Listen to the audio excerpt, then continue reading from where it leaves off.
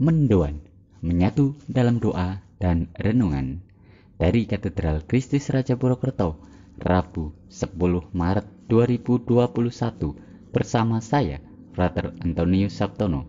Salam sehat, berkah dalam.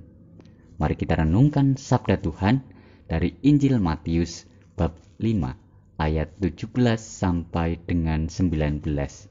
Kita siapkan hati untuk mendengarkan sabda Tuhan. Dalam nama Bapa dan Putera dan Roh Kudus. Amin. Tuhan beserta kita, sekarang dan selama-lamanya. Inilah Injil Yesus Kristus menurut Matius.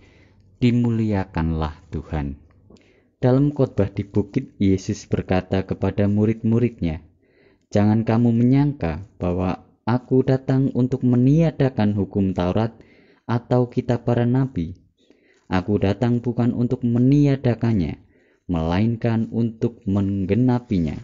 Karena aku berkata kepadamu, sungguh selama belum lenyap langit dan bumi ini, satu iota atau satu titik pun tidak akan ditiadakan dari hukum Taurat sebelum semuanya terjadi. Karena itu, siapa yang meniadakan salah satu perintah Taurat, sekalipun yang paling kecil, dan mengajarkannya demikian kepada orang lain, ia akan menduduki tempat-tempat yang paling rendah dalam kerajaan surga. Tetapi siapa yang melakukannya dan mengajarkan segala perintah Taurat, ia akan menduduki tempat yang paling tinggi di dalam kerajaan surga." Demikianlah Injil Tuhan. Terpujilah Kristus. Saudara-saudari terkasih, dalam Injil yang kita dengarkan bersama, Yesus bersabda, "Sungguh, selama belum lenyap langit dan bumi ini, satu iota atau satu titik pun tidak akan ditiadakan dari hukum Taurat sebelum semuanya terjadi." Yesus paham dan mengerti jika satu titik dihilangkan dari hukum Taurat akan memiliki arti yang berbeda. Dengan demikian, orang juga akan mengajarkan hal yang berbeda dari yang diperintahkan oleh Allah melalui hukum Taurat. Hukum Taurat ditafsirkan oleh ahli-ahli kitab dengan memberikan aturan-aturan yang banyak sekali dan rumit, sehingga sulit untuk dilakukan atau dilaksanakan. Namun orang-orang Farisi termasuk golongan yang dapat melaksanakan aturan-aturan itu, sehingga membuat mereka merasa diri menjadi orang yang paling hebat.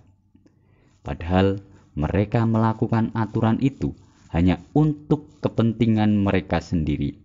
Aturan-aturan itulah yang tidak dilakukan oleh Yesus. Bagi Yesus, orang beriman yang terpenting adalah mengasihi dengan tidak membedakan satu dengan yang lain. Saudara-saudari terkasih, Yesus tidak melarang adanya hukum, karena hukum pada dasarnya baik. Hanya saja pelaksanaannya harus berdasar pada kasih, bukan hanya demi kepentingan pribadi. Maka mari kita saling mengasihi satu dengan yang lain, karena kita telah terlebih dahulu dikasihi oleh Yesus.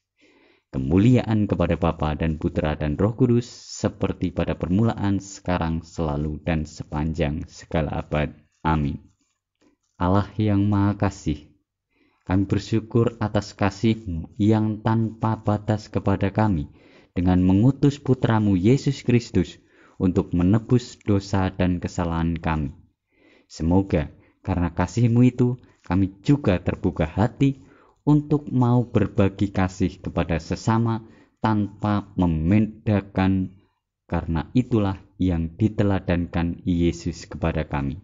Sebab Dialah Tuhan dan pengantara kami, kini dan sepanjang masa. Amin. Mari kita mohon berkat dari Tuhan. Tuhan beserta kita, sekarang dan selama-lamanya. Semoga kita semua, keluarga kita, orang-orang yang kita doakan dan aktivitas kita hari ini senantiasa dilindungi, dibimbing dan diberkati oleh Allah yang Maha Kuasa, dalam nama Bapa dan Putera dan Roh Kudus. Amin. Selamat beraktivitas, Tuhan memberkati. Salam mendoan.